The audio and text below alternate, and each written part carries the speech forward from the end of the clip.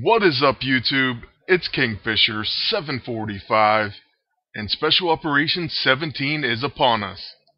Like always, I just wanted to make a video where I take a first look at some of the items, boss drops, and task list, and then take a look at the new character.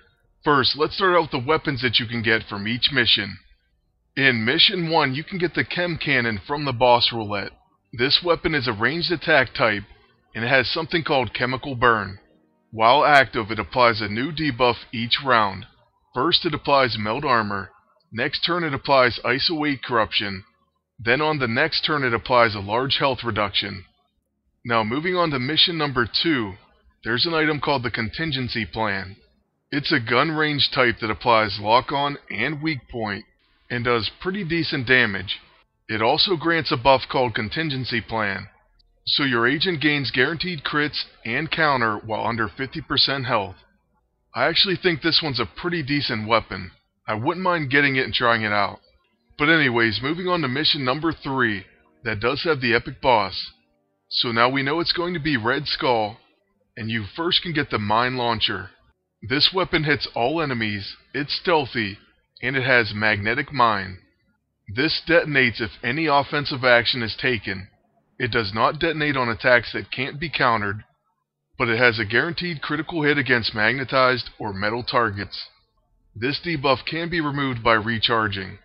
So that's the regular boss weapon, and the only question I'd have is how much detonation damage does it deal? Next, this is going to be the epic boss item. It's part of the Superior Soldier set. The Crimson Crusher is part 3 of 4, so it's going to exploit stun, deals extra damage against stunned targets. Oh, it's a melee unarmed magic attack.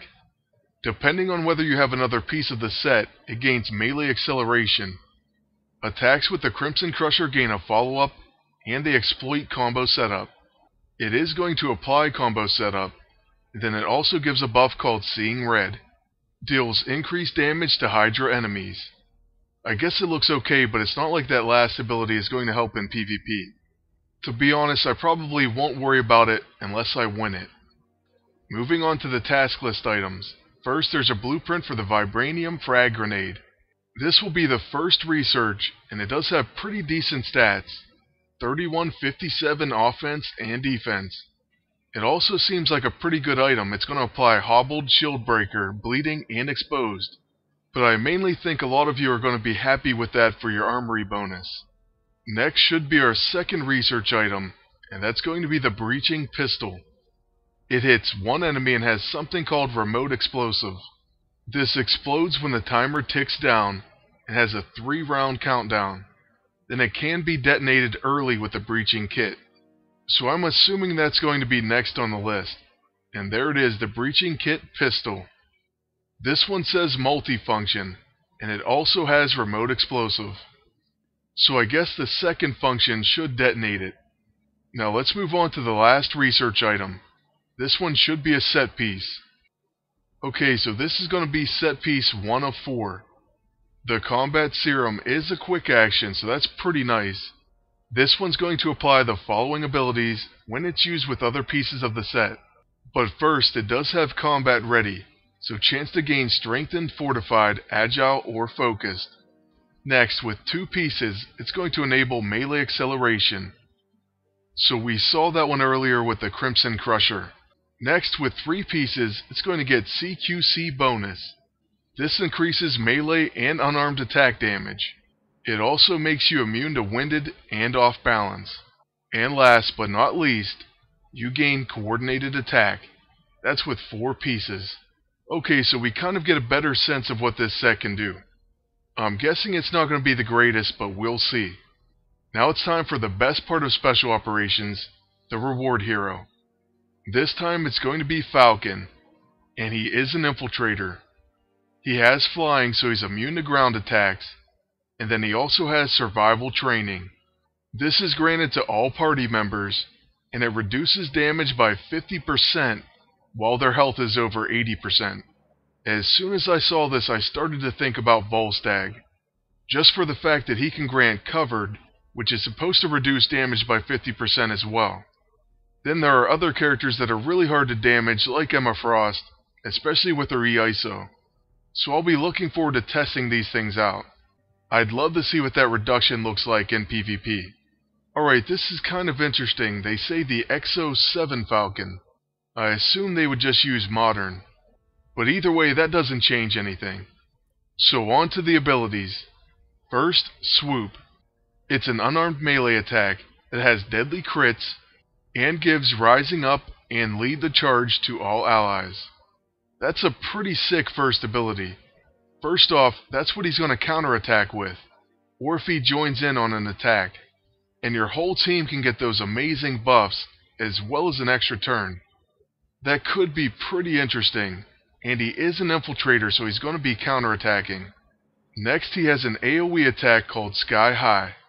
This one has wild shots, so it has a low chance to hit, but it has no cooldown, and it's going to give combat awareness to your entire team.